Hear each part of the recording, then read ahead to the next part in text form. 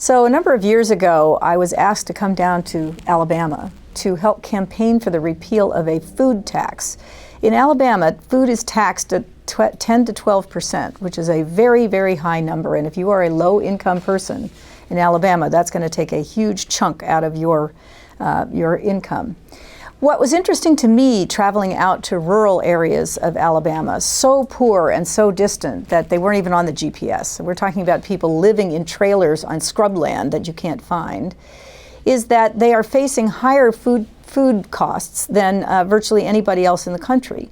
Because when they get to a store, which they don't get to very often, because these are people who can maybe go food shopping once a month, the kind of food they buy is the kind of food that will sit on a shelf for a month.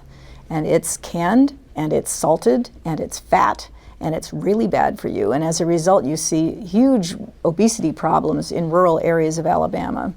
But it's exacerbated by tax policy. In the southern states, there is a long tradition that dates all the way back to the post-Civil War period of floating the public sector on sales tax and other forms of regressive taxation. Very little in the way of progressive tax like property tax or income tax. So the public sector is floated on the backs of poor people through regressive taxation.